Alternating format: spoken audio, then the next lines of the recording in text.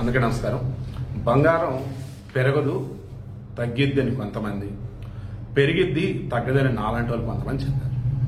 నిన్న ఔన్స్ బంగారం, జనరల్గా ఔన్స్ అంటే 28 గ్రాములు అంటారు. బంగారానికి సంబంధించి ఎలాగంటే పౌండ్లో 12 షేర్స్ అన్నట్టు కొట్టేసి దాన్ని ఇక 31 గ్రాములు అన్నట్టు పెడతారు. ఇలా 31.10 గ్రాములు ఒక ఔన్స్. ఇది నిన్న ఇంటర్నేషనల్ మార్కెట్లో $240 పైగా ఢమాల్ పడిపోయింది. ఇక ఆబ్వియస్లీ ఏ మార్కెట్ అసలు పడాల్సిందే, అలా పడింది. ఈరోజు 24 క్యారెట్ 10 గ్రాములు వచ్చేసి అక్షరాల $3,380 తగ్గి మార్కెట్లో ఈరోజు 1,27,800 ఉంది.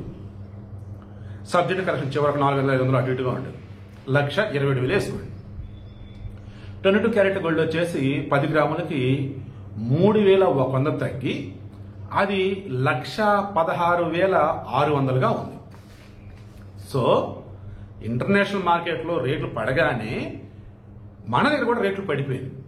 ఇక వెండి కూడా ఇంటర్నేషనల్ మార్కెట్లో ఔన్స్కి వచ్చేసి $2-3 పడిపోయింది.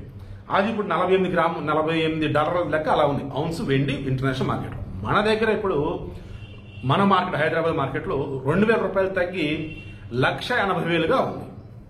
సో నేను మరలా చెప్తున్నా, వెండి ఇంకా తగ్గే అవకాశం అయితే ఉంది. బట్ రానున్న రోజులలో వెండి బంగారం రెండు పెరిగే అవకాశం అయితే ఉంది. బట్ ఎప్పుడు పెరిగింది ఏంటి చెప్పలేము.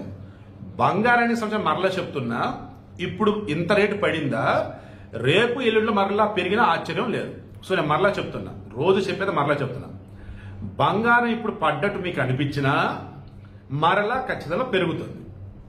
వెండి కూడా ఇప్పుడు పడ్డట్టు మీకు అనిపించినా పెరిగింది. కానీ వెండి పెరగడానికి చాలా టైం పట్టింది, బంగారం పెరగడానికి మాత్రం చాలా తక్కువ టైమే పట్టింది. సో బంగారం పడింది, ఆలయం కొనుక్కున్నామే ఎక్కువ రేటు ఉన్నప్పుడు అని ఎవరు బాధపడొద్దు. బంగారం ఇంకా పడిద్దేమో అప్పుడు కొనుక్కుందామని అనుకున్న వాళ్ళు ఎవరైతే ఉన్నారో, ఎక్కడ పడితే కొనుక్కోలో ఒక మైండ్లో ఒక టార్గెట్ పెట్టుకోండి. లేదు ఇంతకు పెరిగితే ఇంకా పెరిగిద్దేమని అనిపిస్తే అప్పుడు కొందాం అనుకున్నప్పుడు అది టార్గెట్ పెట్టుకోండి. నేను మరలా చెప్తున్నా, చాలా ప్రాక్టికల్ చెప్తున్నా.